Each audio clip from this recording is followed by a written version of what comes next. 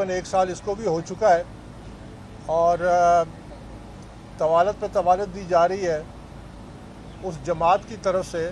ایک طرف Lahore high court سے سٹے لیا ہوا ہے کہ فیصلے پہ پابندی ہے, دوسری طرف یہاں سب کے سامنے آپ کی میڈیا بھی ہوتی ہے کہ وہ تاریخ پہ تاریخ مانگتے ہیں, جبکہ ہمارا موقف یہ ہے کہ یہ ورکر کے جو حقوق ہیں وہ متاثر ہو رہے ہیں, کیونکہ غیر آئینی تنظیم پی ٹی آئی پہ مسلط ہے اور پی ٹی آئی کے جو وسائل ہیں اس کا بے دریغ استعمال ہو رہا ہے. لیکن آج کی کارروائی اور جو میری تبصرے ہیں اس سے پہلے میں یہ ضرور کہنا چاہوں گا ایک تعزیتی نوٹ پہ کہ پاکستان تحریک انصاف کے بانی رکن, بانی صدر پنجاب سعید اللہ خان نیازی, جو کہ فاؤنڈنگ چیئرمین کے فرسٹ کزن بھی ہیں, وہ عید کی شب ہم سے جدا ہو گئے. اِنَّا لِلَّهِ وَإِنَّا إِلَيْهِ راجعون. اللہ تعالیٰ ان کے درجات بلند کرے جنت میں اور ان کی فیملی کو صبر عطا فرمائے. سعید اللہ خان نیازی ایک دل کے سچے اور زبان کے پکے تھے. یہ ان چند لوگوں میں تھے جنہوں نے پاکستان تحریک انصاف کا بیج بویا, اس کی آبیاری کی, اس کی حفاظت کی, اور جب وہ ایک تناور درخت بن گیا تو اس پہ طرح طرح کے بندروں کا قبضہ ہو گیا. اور مجھے بڑا دکھ ہوتا ہے کہ ایسے کم ظرف لوگ ہیں یہ کہ کسی ایک نے بیٹھ کے کوئی تعزیتی کوئی مجلس یا قرآن خوانی یا ان کے حق میں, یہ وہ لوگ تھے جنہوں نے پارٹی کو بنایا تھا اور ان کے لیے نہیں بنایا تھا جو آج کل پارٹی پہ قابض ہیں.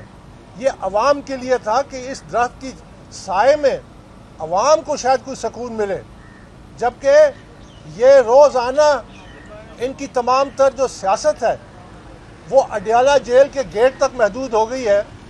اندر جاتے ہیں, باہر آتے ہیں, ایک بات کرتے ہیں اور ایک سٹوریز چل پڑتی ہیں جیسے کہ کوئی سوپ آپرا ہے.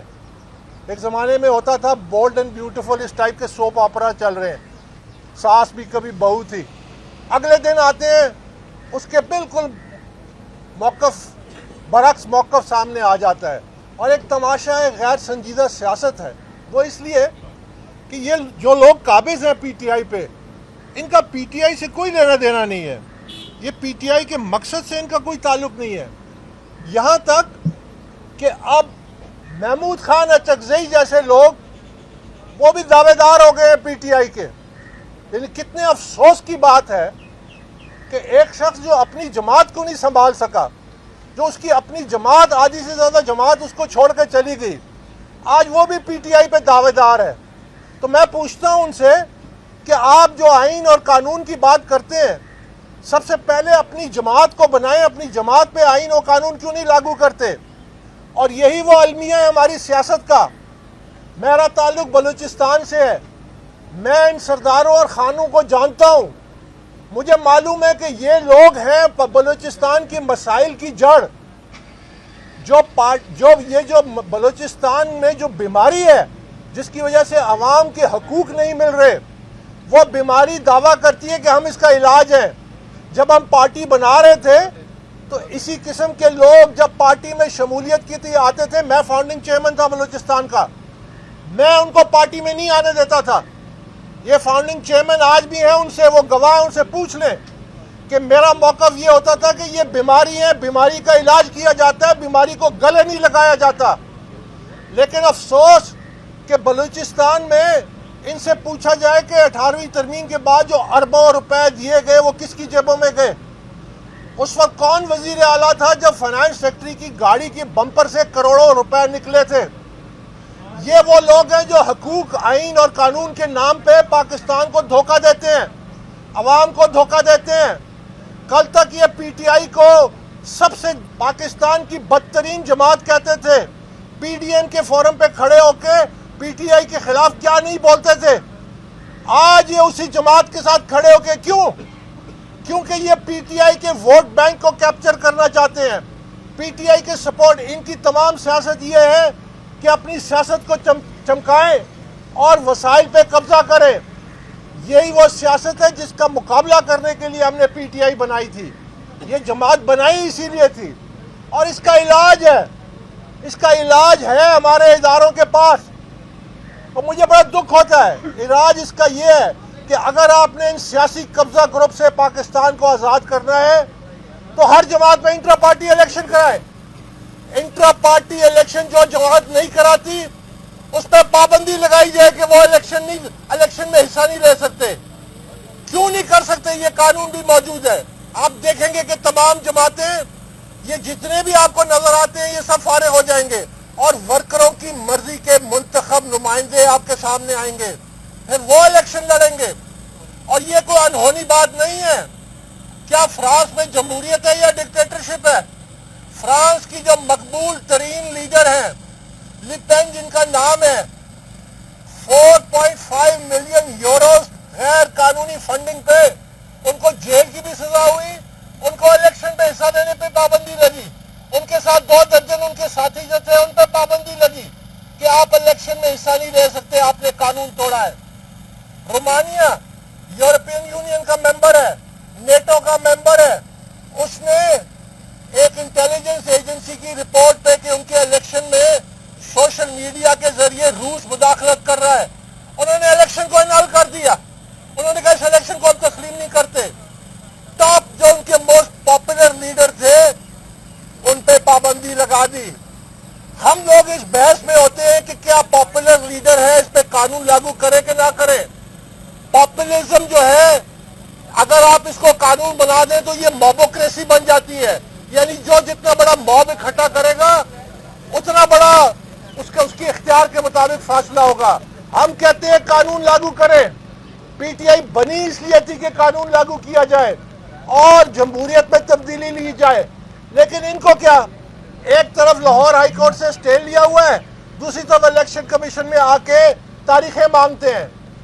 درمیان میں حقوق کس کے پیچھے جا رہے ہیں؟ پاکستان تحریک انصاف کے ورکروں کے. پاکستان تحریک انصاف کے ورکروں کے بنیادی آئینی حقوق جو ہیں ان کو سلب کیا جا رہا ہے. ان کے وسائل، ان کے پیسوں پہ بندر بانٹ ہے، ان کے اکاؤنٹس میں ان کا کھلا راج ہے. یہ کس قانون کے تحت پی ٹی آئی کے فنڈز استعمال کرتے ہیں؟ یہ کس قانون کے تحت ایک دوسرے میں یہ بندر بانٹ کرتے ہیں پی ٹی آئی کے وسائل کی؟ آج آپ نے دیکھا کہ پی ٹی آئی میں جب بھی کوئی ڈاکہ پڑتا ہے تو جب ڈاکو ہوتے ہیں، جب وہ لوٹ کو تقسیم کرتے ہیں اس پہ لڑائی ہوتی ہے، اس پہ جھگڑا ہوتا ہے. آج آپ نے دیکھا کہ ایک دوسرے پہ الزام لگا رہے ہیں. کل کے جو پارسا تھے ان پہ کہتے ہیں 36 ارب روپے کا انہوں نے غبن کیا ہے، فنڈز کو لوٹا ہے. یہ عوام کے حقوق ہیں. ہم عوام کی جنگ لڑ رہے ہیں.